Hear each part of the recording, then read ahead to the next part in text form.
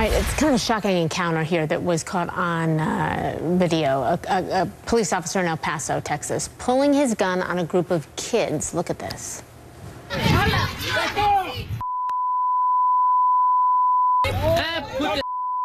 up! Put it up. You again?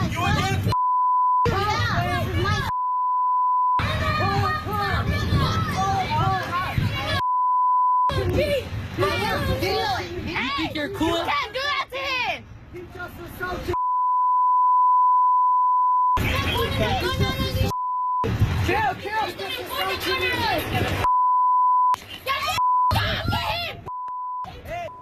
Okay, so the officer's off the street as the police department is investigating these actions. Martin Savage has more of the details here, but clearly there's a lot that we can't let you hear because there's so much cursing going on. Right, yeah, and I think we should point out here that, you know, even though this video has caught fire on the internet and there's a lot of discussion going back and forth about what was or may not have been the proper procedure of police here, this video is only part of the whole story. Right. That we know. Because clearly there was something that preceded this entire altercation. Now, according to the El Paso Police Department, this all happened Thursday evening. Police are called to the outside of this recreation center, which is where this is all taking place, on a report of criminal trespassing. And when they get there, these two officers are confronted with what appears to be a crowd of juveniles. And it is said that one of the preceding altercations was that an officer took down one of the children, and that's why the rest of the kids are so upset. They are screaming obscenities at these police officers here, and this goes on for quite some time.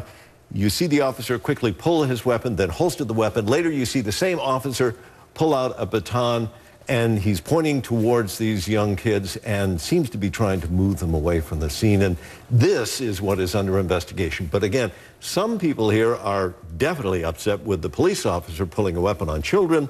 Other people are upset with the way these children are acting so disrespectfully to police. So that's part of the conversation we're getting back and forth on the internet. Sure. Let's look here. I believe we have sound of that kid who was choked, allegedly choked by the police officer and his mother. When he choked me, like, I had, like, a short breath, but right after he had me on the floor, grabbing my hair, like, I couldn't, like, I was barely breathing. I see the officer choking my son, and I'm like, what are you doing? So I got up in his face. I go, what you doing? You don't supposed to be doing that.